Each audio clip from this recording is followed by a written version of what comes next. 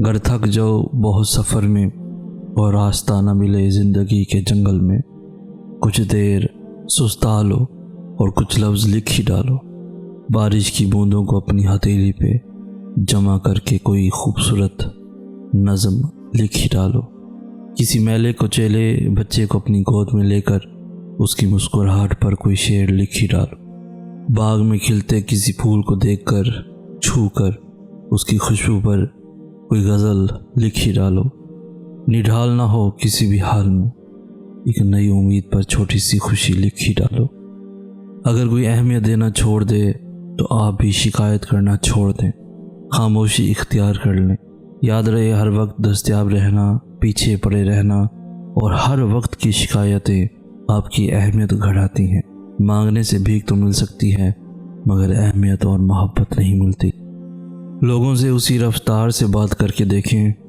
جس رفتار سے آپ نماز میں سورہ فاتحہ پڑھتے ہیں، کوئی بھی آپ کی بات نہیں سمجھے گا، اور آپ بادشاہوں کے بادشاہ کے ساتھ اس انداز میں بات کرتے ہیں۔ اللہ پاک قرآن میں فرماتے ہیں انہوں نے اللہ کے مرتبے کے مطابق اس کی قدر جانی ہی نہیں، اللہ تعالیٰ تو بڑا ہی زور و قوت والا اور غالب و زبردست ہے، جو دروازے زمین والوں کی تدبیروں سے بند ہوتے ہیں ان سے بڑے دروازے آسمان والے کے فضل سے کھلتے ہیں، مغار اپنی چالیں چلتے رہ جاتے ہیں اور اب کی کن سے وہ اپنے ہی حال میں الجھ کر رہ جاتے ہیں، ذلت دینے والے پلان ہی کرتے رہ جاتے ہیں اور رب عزتوں سے نواز دیتا ہے، ایسا کچھ نہیں جو رب سے پوشیدہ ہو اور ایسا بھی کچھ نہیں جو اس کے اختیار سے باہر ہو۔ رشتوں میں جھکنا بہت ضروری ہے، کیونکہ اگر ہم ایسا نہ کریں تو رشتہ بہت جلد کچے دھاگے کی طرح ٹوٹ جاتا ہے۔ خاص رشتے وقت، قدر اور عزت مانگتے ہیں، اگر ان تینوں چیزوں میں سے ایک چیز بھی کم ہو تو تعلق اپنی میعاد کھو دیتا ہے۔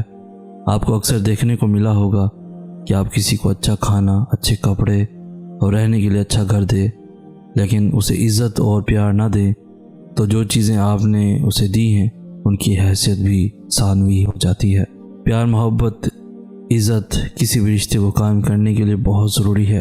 جب ہم اپنے خاص لوگوں کو وقت نہیں دیتے تو ایک تو وہ ہم سے ذہنی اور جسمانی طور پر دور ہو جاتے ہیں، دوسرا پھر کوئی راہ فرار اختیار کر لیتے ہیں، ایسے ہم بہت سے ایسے لوگوں سے محروم ہو جاتے ہیں جو ہماری زندگی میں اہم ہوتے ہیں۔ وقت دیں، عزت دیں اور قدر کریں۔ اکثر رویے چیخ چیخ کر بیان کرتے ہیں کہ سامنے والا ہم سے کتنا بیزار ہے، اور پھر بھی ہم ہیں کہ بیوقوفانہ حرکتیں کرتے رہتے ہیں جنہیں ہماری موجودگی سے کوئی مطلب نہیں، جنہیں شاید ہمارے ساتھ کی ضرورت تک نہیں۔ ہم ہیں کہ انہی کے لیے جیتے ہیں اور مرتے ہیں۔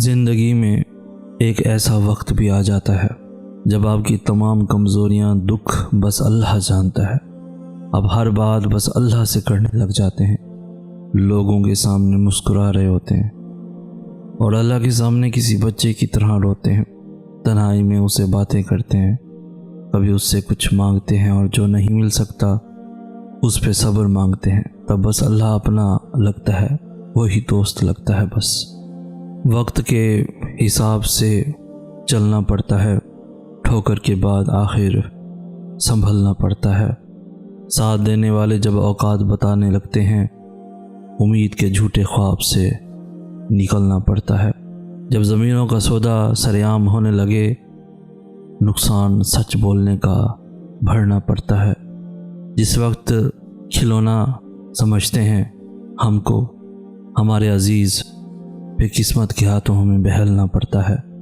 دنیا کی حسین وادیاں کون چھوڑتا ہے احسن، زندگی کی ضد پر سب کو مرنا پڑتا ہے۔ سورہ بقرہ میں اللہ تعالیٰ فرماتے ہیں، کہہ دو میرے ان بندوں سے جو ہار گئے ہیں، میں کسی بھی جان کو اس کی طاقت سے زیادہ نہیں آزماتا۔ بے شک آج کل زیادہ تر لوگ کسی کی جانیں، کسی کے بدل جانے، کسی کی یکدم کم وقت اور جی چرانے پر غم زدہ ہیں۔ ریلیشن شپ ہو یا دوستی، دونوں کو لے کر وہ لوگ روتے نظر آتے ہیں جن سے ان ناموں پر ٹائم پاس کیا گیا ہو۔ میں بھی اس وجہ سے اکثر پریشان رہتا ہوں۔ آسان سا مشورہ ہے، کوئی کچھ بھی کرتا رہے، مطمئن رہیں۔ کسی کے زندگی میں یکدم آنے اور آپ کو وقت دینے کو اتنے دل و جان پر سوار مت کرے کہ پھر بدلتے رویے کو دیکھ کر دکھ ہو، اور بدلتے رویے کو دماغ سے چھڑائیں، چاہے وہ آپ کے ماں باپ، بہن بھائی اور دوست ہی کیوں نہ ہو۔ ایسے لوگوں کو چپکے سے اپنی زندگی سے الگ کر دیں۔ اگر وہ آپ کو کچھ سمجھتے ہیں تو ضرور آئیں گے، اپنی زندگی خراب مت کریں۔ محبت اور سچے لوگ اتنے ہی ہیں جیسے ہمارے ملک میں ایمانداری۔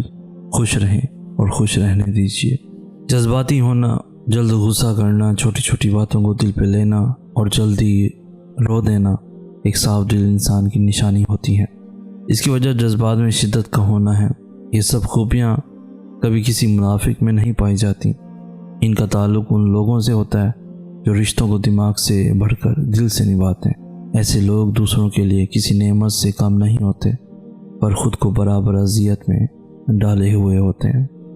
انسان کوئی بھی برا نہیں ہوتا، لوگ اسے برا بنا دیتے ہیں۔ بعض اوقات وقت ساتھ نہیں دیتا، اور کبھی کبھی آس پاس کے لوگوں میں بھڑکانے والوں کی تعداد کچھ زیادہ ہی ہو جاتی ہے۔ اگر آپ اس گمان میں ہیں کہ آپ نے کسی کے لیے بہت کچھ کیا، وقت دیا، اپنی نیند خراب کی، سونے کے اوقات تبدیل کیے، اپنے عادات و اطوار، لہجہ اور زندگی کے جینے کے انداز بدل ڈالے، اور ان سب کی اگلے انسان کی نظر میں بڑی اہمیت ہوگی، تو مبارکباد وصول کریں کہ ایسا کچھ بھی نہیں ہے، اب صرف استعمال کیے گئے ہیں۔ دعا کرنا میرا یوسف مل جائے۔ اب مجھے کیا پتہ کہ تمہارا یوسف کون ہے؟ یوسف کون ہے یہ جاننا ضروری نہیں، یوسف کون ہوتا ہے یہ جاننا ضروری ہے۔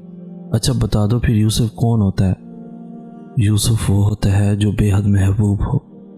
یوسف وہ ہوتا ہے جس کے معاملے میں ہر کسی پر بھروسہ نہیں ہوتا۔ یوسف وہ ہوتا ہے جس کے لیے انسان روتا ہے، تڑپتا ہے۔ یوسف وہ ہوتا ہے جس کے دور ہو جانے سے آنکھوں کا نور چلا جاتا ہے۔ یوسف وہ ہوتا ہے جو پاک دامن ہو، وہ ہر کسی کے پھسلانے سے پھسلتا نہیں۔ یوسف وہ ہوتا ہے جس کے ملنے سے پہلے دور سے ہی اس کی خوشبو آنے لگتی ہے۔ یوسف وہ ہوتا ہے جس کے مل جانے سے بینائی لوٹ آتی ہے۔ اب بھلا یوسف کس کو ملتا ہے؟ وہ جو یعقوب کی طرح تڑپنا جانتا ہو، یوسف اس کو ملتا ہے۔ جب لوگ کہتے ہیں بس کچھ اور سال صبر کر لو پھر سب ٹھیک ہو جائے گا، انہیں کون بتائے یہ کچھ سال کرتے کرتے خوبصورت سال تباہ ہو جاتے ہیں، ہم اندر سے مر جاتے ہیں، بہت سی تلخیاں ہمارے اندر گھر کر جاتی ہیں، اور ہم مثبت سوچنے کے قابل نہیں رہتے۔